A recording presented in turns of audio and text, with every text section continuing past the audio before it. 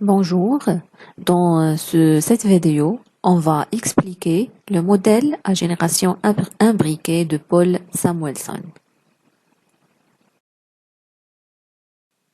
Donc, on va commencer par le plan.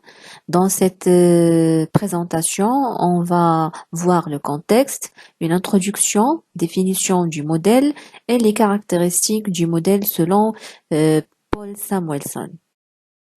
Le modèle néoclassique de croissance est largement utilisé dans la théorie de la croissance, la théorie des cycles économiques et les applications quantitatives en finances publiques.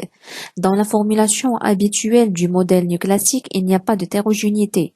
Donc, le manque d'hétérogénéité dans le modèle néoclassique de croissance est clairement en contradiction avec les observations des économies réelles. Donc, les agents sont hétérogènes, au moins en termes de genre, d'âge, de capacité, de richesse ou de préférence, etc. Donc, le modèle néoclassique de croissance ignore toute cette hétérogénéité, ce qui le rend muet sur ses effets, par exemple sur la politique optimale.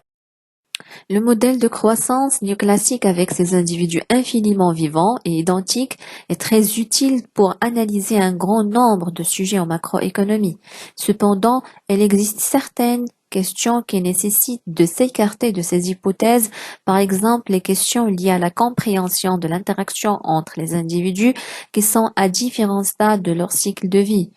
Si les vies sont finies et non infinies, comme dans le modèle de croissance néoclassique, les individus ne sont pas les mêmes, ou, au minimum, ne se trouvent pas au même moment de leur vie. Cette diversité ouvre tout un ensemble de nouveaux problèmes, tels que celui de la consommation et de l'investissement optimaux sur le cycle de vie et le rôle des legs. Le modèle à génération imbriquée est introduit alors pour étudier toutes ces questions et les considérer comme le deuxième cadre fondamental de la macroéconomie moderne. Il prend explicitement en compte l'hétérogénéité en âge ou plus généralement l'hétérogénéité dans la position sur le cycle de vie. C'est une dimension pertinente car les consommateurs, travailleurs, âgés et jeunes diffèrent clairement dans leur capacité à fournir du travail, dans leurs décisions d'épargne et donc de consommation et dans les impôts qu'ils payent. Pour cette raison, le modèle à génération imbriquée est largement utilisé dans de nombreux domaines de l'économie, notamment la théorie de la croissance macroéconomique, l'économie publique et l'économie monétaire. Donc, le modèle à génération imbriquée, il a été introduit par Maurice Allais avec la publication en 1945 de son ouvrage Économie et intérêt, mais c'est Samuelson en 1958 qui a fourni la version la plus usuelle au modèle en publiant son article An Extract Consumption Loan Model of Interest with or Without the Social Contrivance of Money en 1958.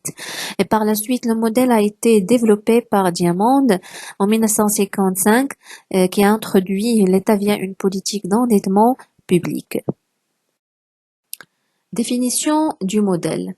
Le modèle à génération imbriquée, en anglais Overlapping Generational Model, c'est un cadre économique qui vise à étudier les comportements économiques intergénérationnels en analysant les interactions entre les différentes générations d'individus.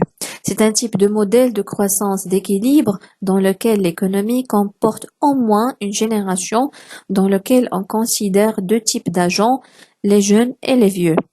On considère que les gens vivent deux périodes. Pendant la première période, ils sont jeunes et vivent des revenus de leur travail.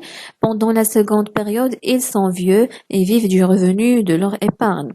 On se demande ensuite s'il existe un équilibre stationnaire et si l'équilibre obtenu est efficace.